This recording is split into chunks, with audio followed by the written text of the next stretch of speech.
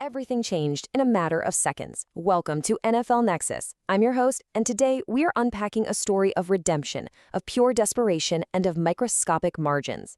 You know, when you reach the absolute pinnacle of professional football, the air gets incredibly thin, and when you fall from that peak, well, the impact is devastating.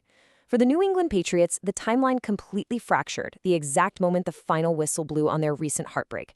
The empire they had meticulously, painfully rebuilt over the last couple of years didn't just crack, it was utterly shattered on the world's biggest stage. Today, we aren't just looking at a roster on a piece of paper. We are looking at a desperate, high-stakes rescue mission. Okay, let's dive into this. Just let that question sit there for a moment. A devastating Super Bowl LX blowout loss to the Seattle Seahawks. It wasn't just a defeat on the scoreboard, right? It was a violent, physical dismantling on the field. Picture the absolute wreckage of that film session the next day. Unblocked edge rushers teeing off with devastating speed, the offensive line caving in, the pocket completely collapsing in under 1.8 seconds snap after snap. Now you have Drake May, a young, immensely talented franchise quarterback, standing right in the middle of that collapsing pocket. He is the future of this organization. But a quarterback without a shield? He's just a target waiting for a catastrophic hit. The Patriots front office looked at the tape, looked at the unendurable wreckage of that Super Bowl, and realized that to rebuild an empire, the margins for error are no longer just small, they are literally microscopic. Every single roster spot, every dollar spent, every draft pick, carries the immense, suffocating weight of a franchise desperate to avenge a historic humiliation. So the blueprint had to change immediately. You literally cannot run it back with the exact same formula and expect a different result against the violent elite of the NFL. The Patriots identified two absolute non-negotiable mandates for the 2026 season. First, they needed an unbreakable defensive anchor. We're talking about a gravitational force in the trenches who could single-handedly disrupt an opposing offense and take the pressure off their secondary. Second, they needed to aggressively build a multifaceted shield around Drake May. And I don't just mean offensive linemen. I mean reliable dynamic targets who can act as instant pressure release valves when the pocket inevitably collapses. This is the dual-pronged strategy of their high-stakes gamble, the shield and the anchor. $104 million. Look at that number. Feel the immense weight of that financial commitment. In the brutal, unforgiving economy of the NFL, writing a check that large for an interior defensive tackle is a massive, franchise-altering gamble. There's no two ways about it. During the frantic free agency frenzy of March 2025, the Patriots absolutely stunned the league. They violently dropped this 4-year contract on the table to lure defensive tackle Milton Williams away from the Carolina Panthers. At the time, Williams was seen by a lot of casual observers as just a rotational lineman, right? A guy who originally made his name with the Philadelphia Eagles. But the Patriots, they saw something else on the tape. They saw the anchor. Now look at the microscopic detail hidden beneath the surface of these numbers. Let's forensically break this down together. At first glance, you see 29 total tackles and 3.5 sacks, and you might think, well, that doesn't really look like a $100 million return on investment. But look at that very top metric, a 9.6% pressure rate that ranked third among all interior linemen in the entire National Football League. He was caving in the pocket from the inside out on nearly 1 out of every 10 passing downs. And here is the truly staggering detail that makes this investment so remarkable. He compiled these 8 tackles for loss and that elite pressure rate in just 12 games. Why only 12? Because he was severely limited by a brutal high ankle sprain. Think about the biomechanics of a high ankle sprain for a 290-pound man in the trenches. The syndesmotic ligaments connecting the tibia and fibula are torn. Every time you plant your foot to explode out of a 3-point stance, your foundation completely betrays you. The agony of trying to anchor against 600 pounds of double-team force with a compromised ankle simply defies logic. Yet he validated every single penny of that contract on basically one good leg. That, right there, is what we call silent, terrifying dominance. You know, the casual fan watches the ball, but championships are won in the mud, in the sheer, unadulterated violence of the trenches. Despite that excruciating high ankle sprain, Williams didn't just participate, he led. He won those pass rush reps not with lower body burst, which was completely taken away by the injury, but with sheer, overwhelming upper body torque and elite hand placement. He was violently swatting away opposing guards, literally leading all qualified Patriots defensive linemen in both pass rush win rate and run stop win rate last season. He was the most efficient, most disruptive force on the field for New England, operating almost entirely in the grueling shadows of the interior line. And when the defensive line holds its ground like that, The linebackers flow freely to the ball, and the secondary can jump routes with absolute confidence. It all starts with the man in the middle refusing to be moved. And this brilliantly illustrates exactly how the rest of the league views him. Listen to the words of this anonymous NFL personnel evaluator. New England has an anchor up front, and the defense wasn't the same without him. Explosive, strong, and great effort player. The absolute key phrase there is the defense wasn't the same without him. When Williams was off the field dealing with that agonizing ankle, the entire defensive structure cracked. You can move him all around the defensive front, and his immense strength demands immediate double teams. This $104 million gamble paid off immensely in its first year, but it carries a terrifying caveat for 2026. His health is the ultimate, fragile key to a Super Bowl return. If the anchor snaps, the ship drifts. It's really that simple. That an anchor only prevents you from sinking. You still need firepower to actually win the war. So let's shift the cinematic tension from the brutal defensive trenches to the offensive side of the ball.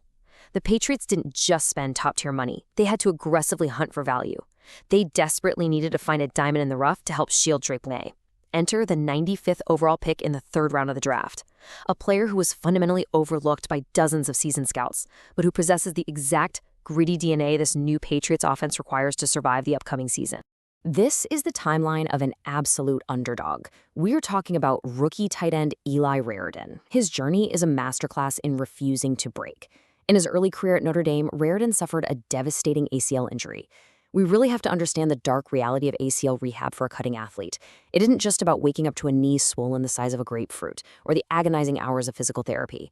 It's the psychological warfare, the profound isolation of the trainer's room while your teammates are out there practicing, and the terrifying mental hurdle of the first time you plant that surgically repaired leg into the turf to run a hard dig route, silently praying the graft holds. Many athletes simply don't come back the same. The hesitation completely ruins them. But look at his 2025 season. He didn't just return. He fought his way through the darkness to record a career-high 482 receiving yards. He proved his knee was structurally sound, and more importantly, his mind was utterly unbroken. That resilience is exactly why New England called his name in April 2026, drafting him 95th overall to become a highly vital piece of their offensive puzzle. I want you to just stare at this number for a second. 15.1. That is Eli Raridan's yards per reception metric from his 2025 season. To put that into microscopic perspective, the average NFL tight end lives around 10, maybe 11 yards per reception. 15.1 is absolutely alien for a man of his size. It means he isn't just catching 3-yard checkdowns in the flat and falling forward for a tackle. No way. He is violently stretching the seams of the defense. He is operating in the intermediate and deep areas of the field, forcing heavy-footed linebackers and smaller safeties into absolutely impossible physical mismatches. This metric is the true beating pulse of this rookie's potential. It is the promise of instant dynamic offense. Draft expert Justin Mello captured it perfectly. He noted, Eli Raridan was a slept-on prospect in a deep tight end class, an effective enough blocker to succeed with his hand in the dirt. Let's break down why that background matters so much. See, Raridan is a former basketball star who transitioned to the gridiron. On a microscopic level, that translates beautifully. Securing a crucial rebound in the paint translates perfectly to boxing out a safety on a high-point throw in the end zone. That hardwood footwork translates to staying square and maintaining leverage on a massive defensive end.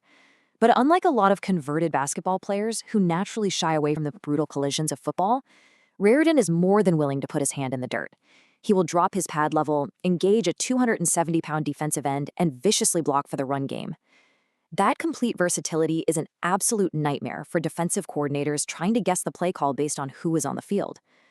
And then, the chaotic, whiplash reality of the NFL offseason struck. Let's trace how blindingly fast things change in this league. Step 1. Veteran Austin Hooper, a highly valuable safety blanket last year, leaves for Atlanta in free agency. Step 2. Julian Hill, signed specifically to be the top backup, suffers a devastating season-ending injury during OTAs and is instantly placed on injured reserve. And just like that, in the literal blink of an eye, Step 3, the rookie, Eli Raridan, is instantly thrust into the incredibly demanding T2 role behind Captain Hunter Henry. The depth chart evaporated. There is no redshirt year anymore. The safety net is completely gone.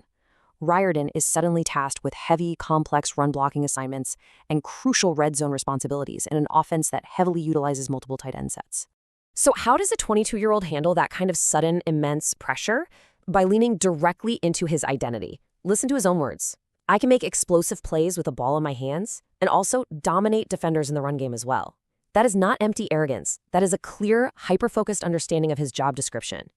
And he's already backing it up on the practice field. During OTAs and minicamp, he has already begun building a vital, unspoken chemistry with quarterback Drake May. When the pocket completely collapses and chaos ensues, May desperately needs a big, reliable target who intrinsically understands timing, spacing, and leverage. Rawadin is proving he can be that exact guy. But a rookie simply cannot shoulder the burden alone. You need scars. You need a player who has looked deep into the terrifying abyss of the NFL trenches and survived to tell the tale. Introduce the third crucial character in our story, Mac Hollins. Ranked number 15 in the top 25 Patriots of 2026, Hollins isn't just a wide receiver. He is a gritty, battle-tested veteran who has played in 2 Super Bowls. When the stadium lights are blinding, the noise is deafening, and the pressure is suffocating, Hollins' pulse absolutely does not rise. He's an incredibly interesting case study in what a championship locker room truly values over flashy statistics. Let's move to the tape and see how this builds his profile. Mac Hollins is beloved inside the building, yet constantly scrutinized by the outside world who only look at box scores. Inside the facility, his traits are indispensable. He possesses a high motor and a relentless work ethic, the exact kind that sets a brutal tone for every single practice. He brings strong, bottle-tested leadership qualities to a wide receiver room that desperately needs a true north compass. He is a massive, big-bodied receiver that a young Drake May can explicitly trust when the field violently shrinks near the red zone. And crucially, just like Rawadin, Hollins is never afraid to do the ugly, unglamorous, dirty work. He is highly capable of impacting the game not just by catching passes, but by violently blocking on the perimeter. We're talking hyper-specific impact here. A dominant crackback block from a wide receiver like Hollins can be the microscopic difference between a running back getting stuffed for a grinding 4-yard gain and ripping off a game-breaking 40-yard touchdown. When you put these 2 profiles side by side, a terrifying offensive picture emerges for opposing defenses. On one side, Mac Hollins, gritty veteran leadership, proven Super Bowl experience, and the absolute trust required in the claustrophobic red zone. On the other side, Eli Rawadin, overlooked rookie hunger, that explosive 15.1 yards per reception, and dynamic, bruising run game blocking. They are completely different players at completely different stages of their lives and careers. Yet, they intertwine perfectly. One brings the hardened wisdom of the wars. The other brings the fearless kinetic energy of youth. Together, they are perfectly engineered to give Drake May the diverse, robust arsenal he desperately needs to survive the pocket and attack the defense. And the coaching staff sees this master plan materializing right in front of them. Head coach Mike Vrabel rarely hands out unearned praise, especially to rookies. Vrabel is notoriously old school. He makes rookies earn every single breath of oxygen they consume in his building. But listen to what he explicitly said about Radon. He's willing, conscientious, wants to learn. When he is able to play with the speed that he has available to him in his body, that has kind of showed out. Vrabel pointed out that the jump from college to the pros is a massive shock to the system. The terminology is dense, the processing speed is jarring.